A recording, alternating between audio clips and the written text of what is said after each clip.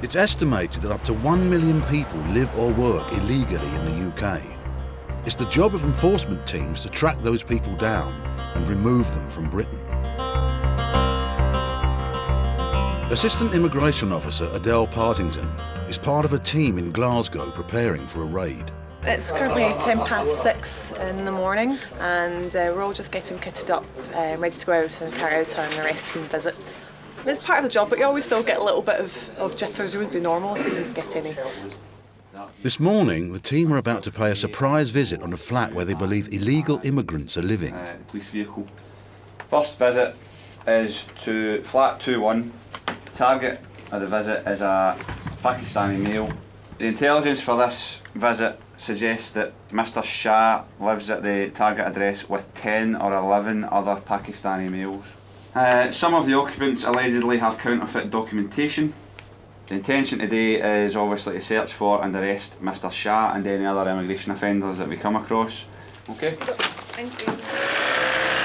Well, the target is to locate and arrest the offender, but for this package, although it's listed only one offender, there's a possibility of 10 or 11 other people residing at the address. We could also be possible offenders as well, so they can be straightforward or they can be complicated. And until you actually get through the door, you don't know what you're going to find. The flat is not far from the team's base. It's now 7 a.m.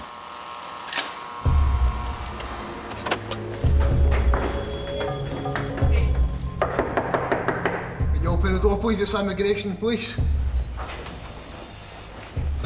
No, there, don't I? It's immigration and police. We've got a warrant to be here. Can you take us through to your living room, please? How many people are in the premises? Can you have a seat, please? It appears the early visit has paid off.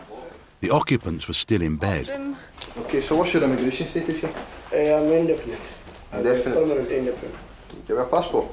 Okay. It's in my wallet. Here inside the bag. Okay, we need access to that door and that door. Pakistani identity card. You got keys? There are only 2 people in the flat, but there are also 2 locked doors and no keys. Right, if you don't have keys, we're going to knock the door in anyway, so it's up to yourself.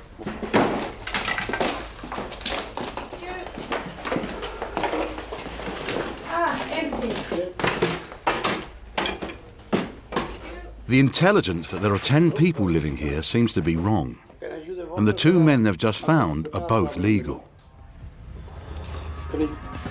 But the kitchen window of this 3rd floor flat is open. Officers think someone has done the unthinkable.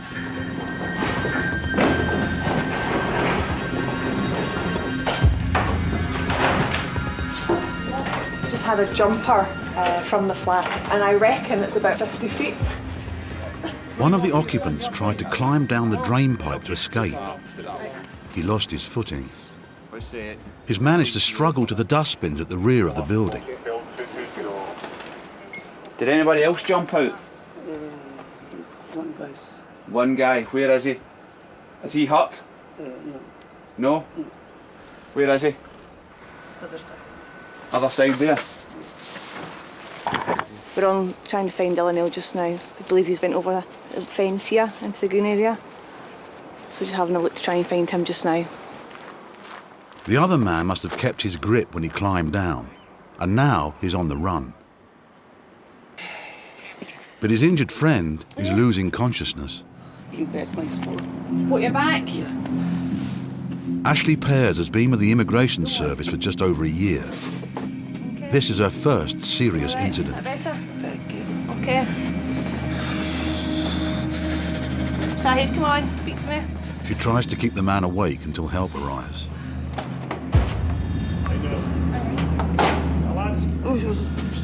Oh, my back. I know you're back, so try and stay calm, okay? Try not to move.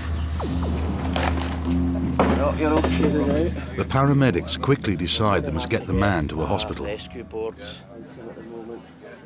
They fear he has broken his back from the impact of the fall. In hospital, he's told his spine is fractured.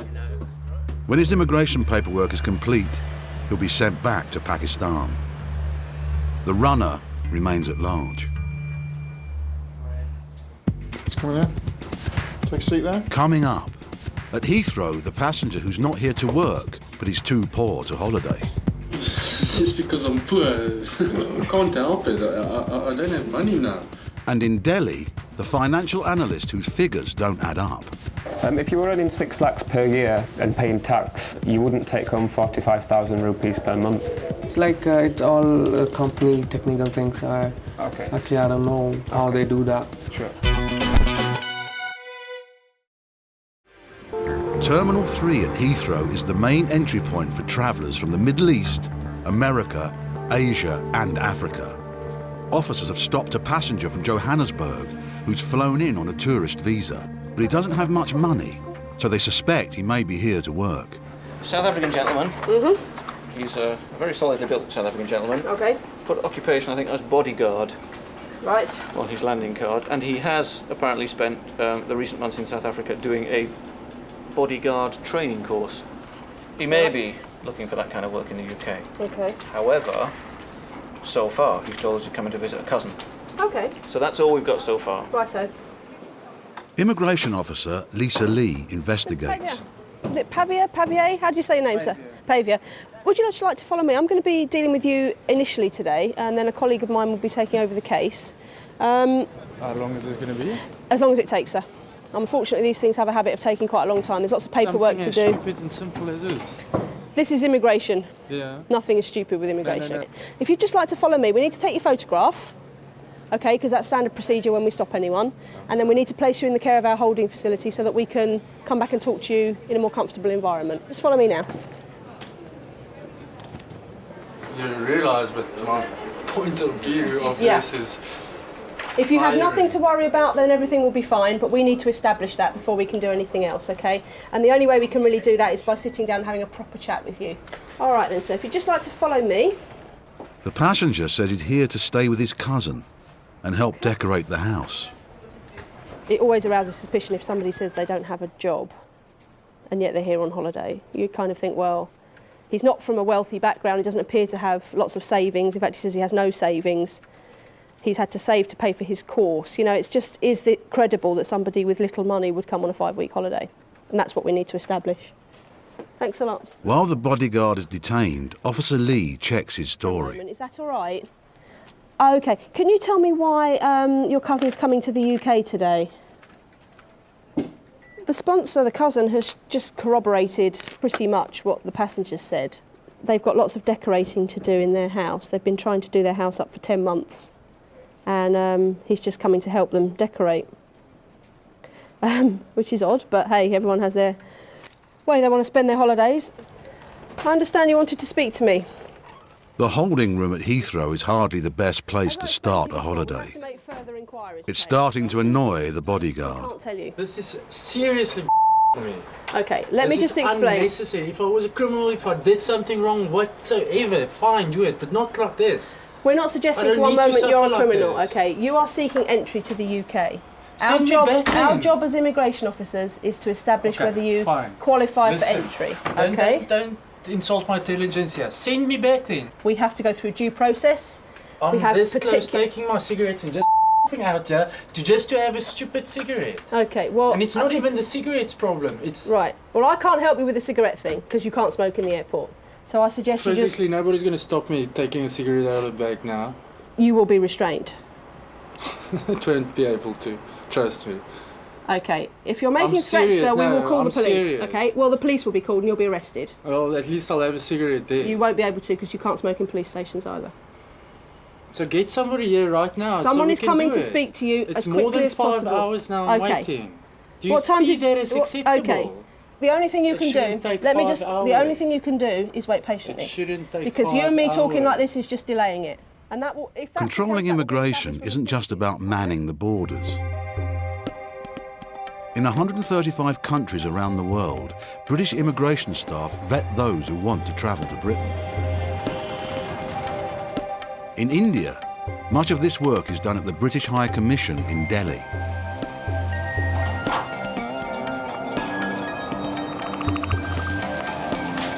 At 7:30, visa applications are delivered under armed guard. Up to 1,500 are processed every day. Entry clearance officer Dan Brown has been seconded to Delhi for 3 years. He's one of 4 staff processing today's cases. We're the first stage of the immigration control, and it's our job to maintain the integrity of the control. So we're trying to stop people travelling in the first place to the UK. We've got no right to go there. Some applicants need to come to the High Commission in person for extra checks. Officer Brown prepares to question a financial analyst whose figures don't add up. Okay, this gentleman's applied under the old highly skilled migrant scheme, so it's now known as the points-based system. He sent his documents off to the UK to prove that he is a highly skilled migrant. He has to show that he achieved 75 points from his age, his qualifications and his previous earnings. And who completed your application form? Sorry? Who completed your application form? Me. And are the details on your form correct? Yeah. What did you get points for? My graduation and my age. And which college did you go to? Did you go to Osmania itself or to a different college? Osmania itself. When did you start at Osmania? I think 1999, something like that. Okay. And what subject was your degree in? Sorry. What did you specialise in for your degree? Yeah, so, all right. Actually, it's a long time, so I can't remember. Officer Brown records every answer, no matter how vague.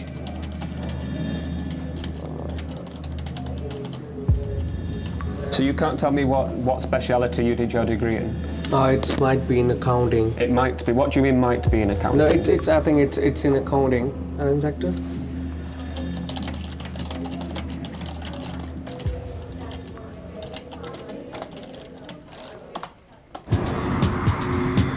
At Heathrow, the South African bodyguard is still being held. He's seen the end of one shift and the start of another.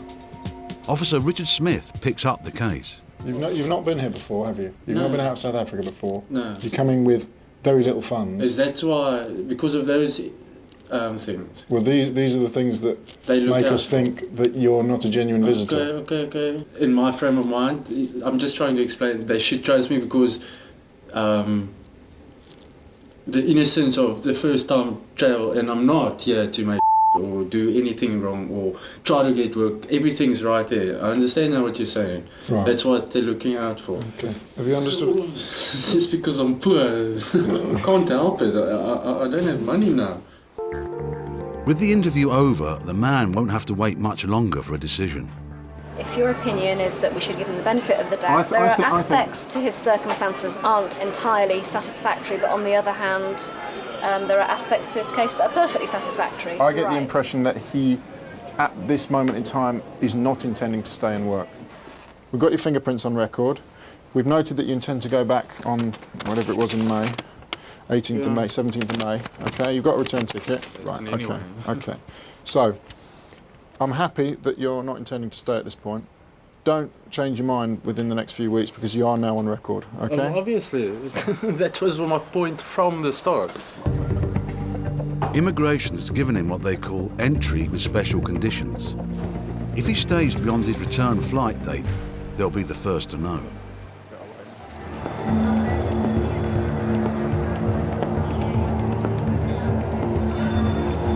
For the 8,000 Indians a week who apply to come to the UK, it's not just a case of booking a ticket.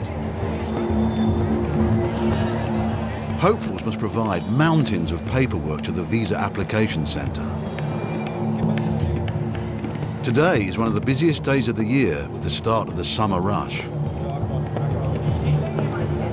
Visa applicants must pay a fee upwards of £65 and have a valid reason to travel. So you have to look at the black camera, bigger one for 10 seconds on the top. In 2007, they began storing mugshots and fingerprints of everyone who applies to help stop failed applicants trying again with false documents or false identities. On the other side of Delhi at the High Commission, fraud experts check each application. Among those ploughing through the paperwork today is visa assistant Bhavna Ganda. Every day we receive forgeries with applications. It includes family visits and forgery with different kind of documents, let's say educational documents, graduation degree sometimes when we cross-check with the concerned universities and it came as false. Officer Gander is responsible for checking the documents of the man being interviewed by Officer Brown. It doesn't take long to arouse her suspicions. Osmania University in India is genuine. The certificate is fake. Now Officer Gander wants to know more about his other documents. This bank statement does not look genuine to me, and it's having a spelling errors. And then applicant has submitted a huge transaction, huge balance. Balance is very high. Right, sir, my name is Bhavna and I'm calling from the British High Commission, New Delhi. I would be very grateful if you could verify this bank statement for me. Sir, I would like to verify 3 things in this account. One would be who is the account holder's name. Second, it's part of the bank confirms the man does have an account. Yeah, because as the balance is unusually high, Officer Gander checks if the statement is genuine. Could you tell me the transaction on 8/4/2008? There is a salary transfer of 45,000. So no transaction happened on 8/4/2008, right? Thank you, sir, so much. Okay, bye-bye, sir. Yeah. I got the written confirmation on this case from my bank manager. Okay, what was the result? It's forged. The statement produced by an applicant is false. Okay. And he has sent me an original bank statement. And this So is the one from the bank, and it's not showing any of the salary deposits, nothing. so it totally doesn't match up. So none of the transaction match with their records. It's all forged. In the interview, the man is unaware that Officer Brown knows all about his fraudulent documents. What do you do in India? I work as a financial analyst. What is your income? It's around 45,000 per month. Is that before tax or after tax? It's after tax. What is your salary before tax? It's gonna be around 6 lakhs something. 6 lakhs 6 or lakhs per below year? 6 lakhs, yeah. If you were earning 6 lakhs per year and paying tax, you wouldn't take home 45,000 rupees per month. Can you explain this?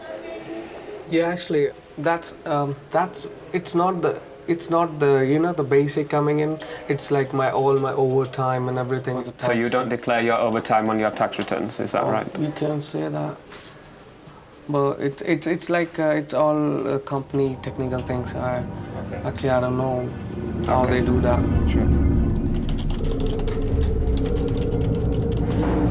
Can I have a glass of water, please? I'll get somebody to get you one. All right. Can you get him some water, please? Yes, please. Officer Brown now makes his main move. You have given us a bank statement. Yeah. Can you tell me the last transaction that is shown on your account? I usually I don't like do all this bank statement and all. My wife usually take care of all these things, and she I just signed a check for a month. And what day every month do you get paid? I think 7th of. Is that when the money goes into your account? Yeah. Okay. As part of your application process, we've checked your bank statement with the bank. The bank have told us that the statement you've given us is not genuine. Can you explain this? Actually, I got no idea regarding these things. Sorry? I got no idea why they have sent that. Can you tell us why you have given us a false document? Actually, it's I don't have knowledge about this thing that is my fault. But sir, it's your bank statement, it's your income, your name's on the bank statement. I don't and you have given us the application, you put in the papers. Yeah. Please tell me why you've submitted a false document. I don't take care of these things. I just ask my wife to give me and she just put on. So is it your wife that has given us a false document? Might be because actually I'm not that much interested in going back. She is the one, like she wants to be there for 2 years or so. So that's the only reason. Okay, what I'm going to do now, obviously because you've submitted false documents, your application will be refused. I'll give you a letter to explain the reasons why the application's been refused. All right. So you're going to give me all the documents right now? Or? I'm not going to give you the false documents back now. All right. Are you going to give me my passport? I'll give you your passport back. Officer Brown tells the man to wait for his passport. Submitting false documents is a criminal offence. The police have been called.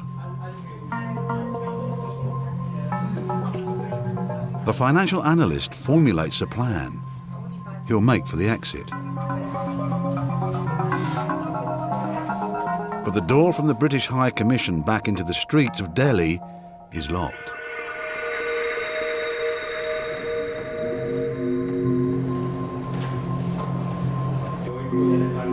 The financial analyst has nowhere to go. And now the police have arrived. He's applied for a UK visa. He's given us bank statements and he's given us a degree certificate. And we have written confirmation that those are false documents. Is it like that much a big crime that you're gonna? The fact that you've put in false documents means that I can't, to be honest, I can't believe anything that you've told me. If you do make a fresh application, your application will automatically be refused. So you won't be issued a UK visa for the next 10 years. For the next 10 years. Okay, thank you. The man was arrested, bailed and later charged with cheating and making false documents. He'll be unable to enter the UK for at least 10 years. Coming up, a suspected sham marriage in Delhi. None of the photographs have anyone that I could assume is her friend. Can you explain why? Immigration! And digging deep for illegal workers in Liverpool.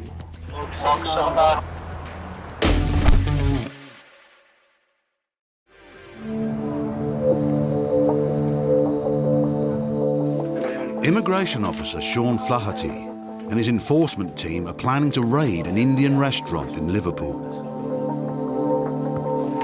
We've received intelligence to suggest that there are at least 6 foreign nationals working illegally at this premises.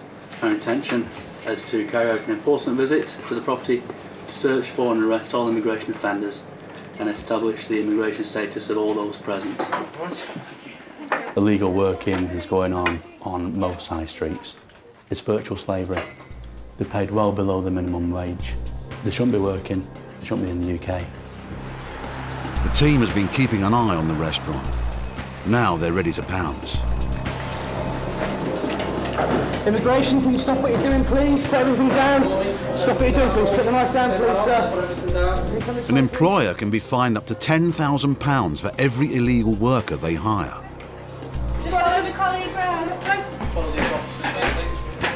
The team are continuing to sweep the rest of the building to make sure that there's nobody either in the basement or in the other floors. Immigration! We're all setting them in the sterile area and then we're going to process them one by one. Officers search the premises for any evidence that will identify the workers. What we found is the gentleman told us that he has some identification, so he's presented to us an asylum registration card. What we'll do for now is take some basic details, go through to the safe area, conduct some further checks, and then we'll see what's going to happen from there. Just explain to her, we'll get you or another interpreter back on. There's nothing for her to worry about. She just wants to sit there while we do our checks. This lady here, she's on a tourist visa, but she's obviously working in the kitchen. She's got the white apron on. She's going to be arrested now on suspicion of working in the UK illegally. The names of the employees. It's not the first time they've been here. The employer has been caught hiring illegal workers before. They work here, just a couple of hours, or help me a couple of times. How many days a week would you say?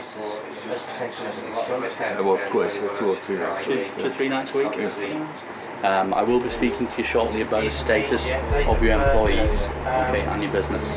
Okay, so if you don't mind just hanging on here for, it'll only be a short while. Officer Flaherty and the team won't leave until they discover who is legal and who is not.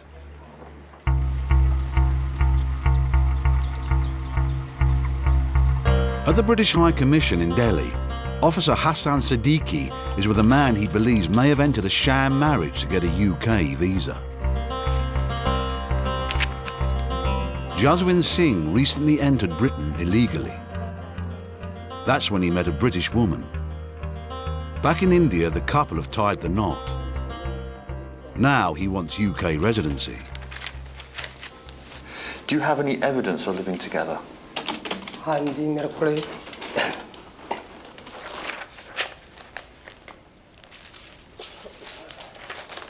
An album with a picture of yourself or with somebody else is not evidence of living together. Okay. It's in here. Right. Tell me exactly what it is that you have in here. My bills. Water bill. Water bills. Sorry, council tax. This is dated 20. How old is your wife? 60. Now she's 60. And how old are you? 35 now me. Wife is 60 and I am 35. Waiting outside is the 60-year-old bride, a school teacher from Wales. You've got a lot of photographs having spent time together.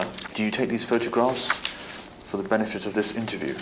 नहीं जिदा ही photo खिंचने का बहुत शौक है मेरी wife को वो जदों भी My wife is very fond of taking photographs. I've noticed that none of the photographs have anyone that I could assume is her friend, because all of the people in these photographs all seem to be other Asian males of your age. Can you explain why, and have you ever met any of her friends? मैं इन्हां the best friend ਨੂੰ ਮਿਲਿਆ ਜਿੱਦਾਂ ਗਿਲਨ name is Glennis. Yeah. I met her best friend. Her name is Glennis.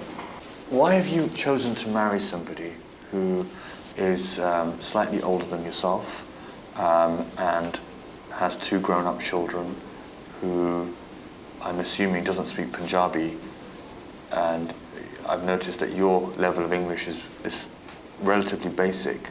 Is there any particular reason that you've chosen to marry this lady? नहीं ਹੋਰ ਕੋਈ ਵਜ੍ਹਾ ਨਹੀਂ ਸੀ ਜਿੱਦਾਂ ਪਿਆਰ ਮੇਰਾ ਪੈ ਗਿਆ ਜਿੱਦਾਂ ਇਕੱਠੇ ਰਹਿੰਦੇ ਸੀ ਕਿਸੇ ਵੀ ਉਮਰ ਚ Fell in love with her and there was no other reason to marry her. Mr. Singh may say he's in love, but it takes more than that to qualify for residency. And his Welsh wife has yet to be quizzed. At the restaurant in Liverpool, it's not looking good for the owner. The enforcement team has doubts about another member of his staff. Well, just at the moment, I'm just asking the gentleman some very basic details about the identity that he's presented me, and roughly how long he's been in the UK, maybe what his status is. How long have you been in the UK? I think 2 years, 3 years. 2-3 years. What's happened with your application? So I can understand. The application finished? I can understand. You're speaking Sorani? Yeah. Kurdish? Okay. The team can call on interpreters when language becomes a barrier. So how much does he actually get paid for working here? Straight through, Sean. هي 2 ساعات الدفع نهار نعم 2 ساعات 6 ساعات شغل. The employees we're currently dealing with. Thank you. Just got some paperwork. Yes, sir.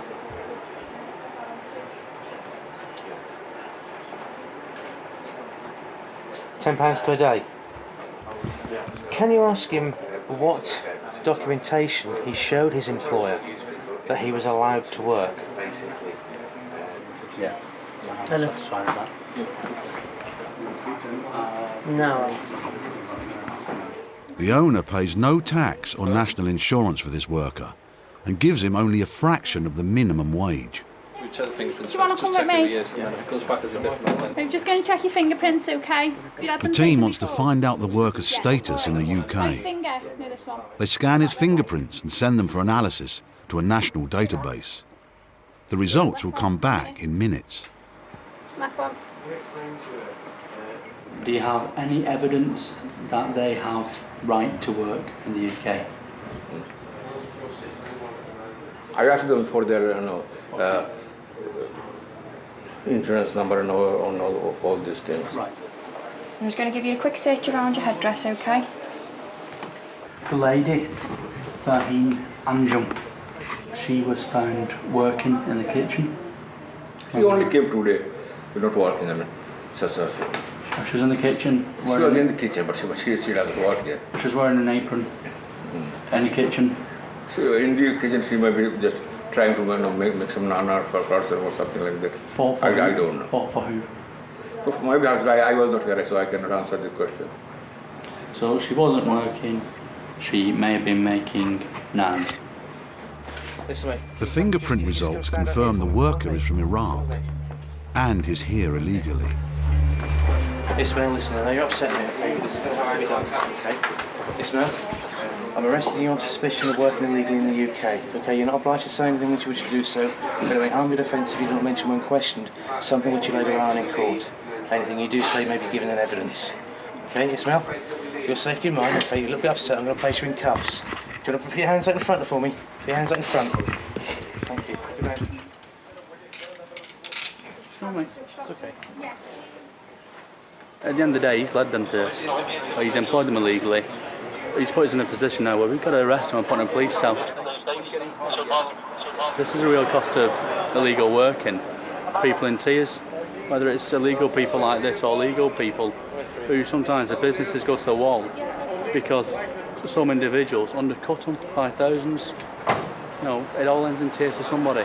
Unfortunately for these people tonight, it's ended in tears, then they're going to end up in the night in the cells at the very least. So yeah, I'm going to go back in there now. I'm going to tell him about a penalty. He's facing a fine of £10,000 per person. At the end of the day, you haven't done your adequate checks. You've employed people illegally, which resulted now in 2, possibly 3 people being arrested. We have people now detained in the back of the van who I need to get to the police station. If you want to sign it, sign it. If you don't want to sign it, I'll leave it and record it that you haven't signed. Without the passport of the woman found working in the kitchen, it's harder to prove that she shouldn't have been there. But help is at hand. You're the brother-in-law? Right, sir. So she's over here with a passport and etc. Would you be able to get hold of that passport for us? Have you got it here? Yeah, I've got her passport. Can I have a look, please? Yes, sir. Thank you. Yes, it will be. Let's grab it from him. Excellent. The woman's relative claims this was her first time at the restaurant. She was only there to learn how to cook. Unless it's a very, very unfortunate night where she picks the only night that we visit to be learning how to make a curry in the kitchen. That's very unfortunate. It is very unfortunate, or perhaps it's not the first night that she's been in the kitchen. I'm sure. She just arrived, we can see that. Well, I know she arrived 2 weeks ago. 2 weeks ago, so yeah. I mean, but it is very unfortunate. The enforcement team don't believe her. She is removed back to India. The man from Iraq was also sent back home. The employer is fined £20,000.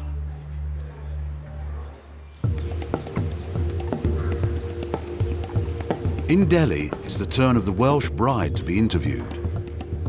She must convince the immigration officers the marriage is genuine, or it will be the end of the couple's dream to set up home in Wales. Hello, Evelyn Rita. Thank you.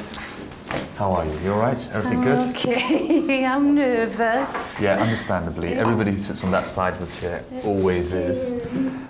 How are you finding living in Punjab? It's absolutely amazing. I truly embraced India even before I came here. I've had lots of videos sent over, so I was able to watch all those, and I knew everybody by sight before I met them. So that was nice, and How do you think they've reacted in regards to, you're from the UK, yes, and you don't speak Punjabi. How's the interaction? Well, they're very loving towards me, and they were very accepting of me from the very beginning, even when we were talking and laughing and saying "Sat Sri Akal" on the phone and, things like that. So tell me a little bit about how both you two met in the UK. I was out walking my dog on the beach and on the breakwater, and I saw Jas sitting on his own, and I thought I just said hello, you know, and he said hello, and he smiled at me with his gorgeous smile. And I thought, oh, he's rather gorgeous. But he's very young. Slowly, slowly, we got to know each other, and I helped him with his English. And we just clicked, you know, we clicked straight away. How did you decide to get married? What was the, you know, who made a decision? Did he propose? Well, it wasn't a romantic, it wasn't a romantic setting at all. I think we were in the kitchen, and we probably, because he's been showing me Indian cooking and how to make chapatis and things like that. So we probably, I think it was, had a meal and sat down, and he said, do you think you would like to marry me? So I said yes. I said yes, definite. Okay, great. What would you do if there's a scenario where unfortunately your sponsor doesn't get entry clearance and cannot join you in the UK? Are you happy to stay in India? You do like it a lot here, you know his family. I like it a lot here, and I know his family, but you know, all my family are in the UK. My dog and my house and my home and my 2 boys. So really, you know, living in India isn't an option for me. What are you going to do? Because if we refuse entry clearance, are you going to stay or are you going to go back? Well, that's what it comes down to. Yeah. I haven't thought about that, to be honest, because I thought, I thought because it's genuine relationship and we love each other and we want to be together, that we might be lucky enough to get a visa. And that's honestly the only answer I can give you. There you go. Thank you. Thank you very much. Thank you very much. I'm not going back without him, all right? Coming up, will the newlyweds be able to live happily ever after? What do you intend to see and do in the UK? And a visa hopeful invents a new tourist destination. Birmingham Palace. What's Birmingham Palace and why do you wish to see it?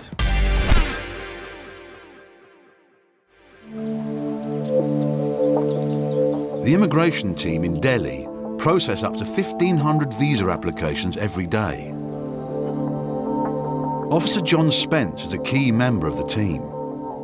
It's his job to investigate whether applications are credible. Rahul Jain, counter 4, Rahul Jain. Rahul Jain is applying for a 2-year working tourist visa. He must prove tourism is the main reason for his trip. Okay. How long do you intend to stay in the UK? England में आप कितनी देर रहना चाहते हैं? Ma'am, 2 years. What do you intend to see and do in the UK? भी famous palaces हैं, वो देखना चाहता हूँ. Such as? कौन से? Birmingham Palace and Tower Bridge.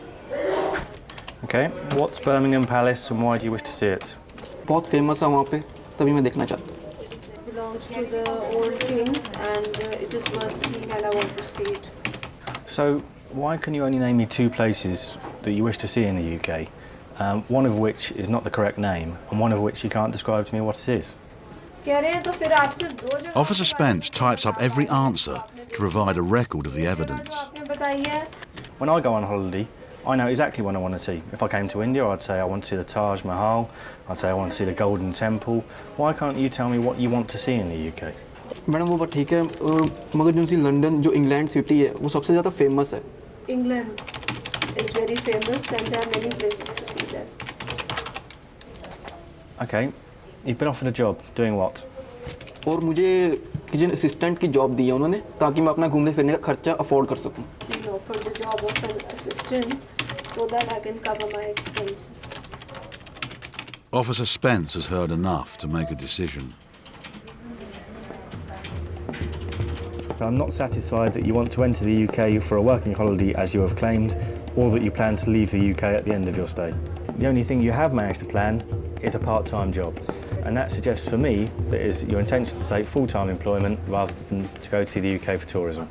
I mean, he has to show that the primary purpose of his visit is for tourism. I'm afraid that this chap hasn't done so. This chap knows only two things to tell me about the UK, one of which is Birmingham Palace, which clearly doesn't exist. The other is Tower Bridge, and I'm not absolutely certain he knows what that is.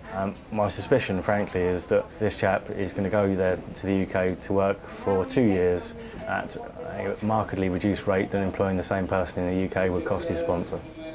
No redeeming features at all, as far as I can make out. A completely straightforward refusal. Bad news for the would-be tourist. But will the newlyweds do any better? I need a hug. I need hugs. Oh, this is huge for us because I don't want to go back to the UK without my husband. When you love someone and you're used to being with them, that's very difficult.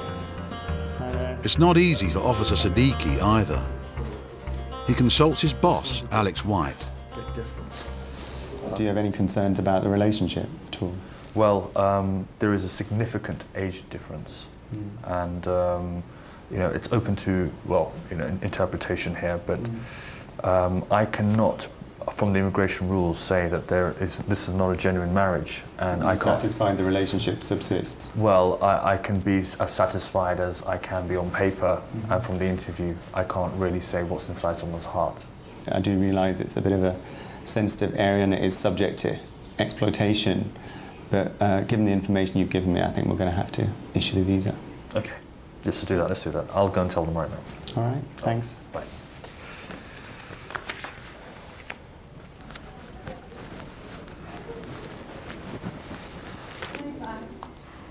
Hi, have a seat, please. Please have a seat. Thank you. Having assessed the application and referred it, we've decided to issue entry clearance, and we're going to basically ask Jasmine to undertake a medical check before we issue the visa. So that may take a little while, and I hope you have a long, fruitful marriage. Apart from when I had the children, this is the happiest day of my life, and a really good start for both of us. I hope your happiness lasts.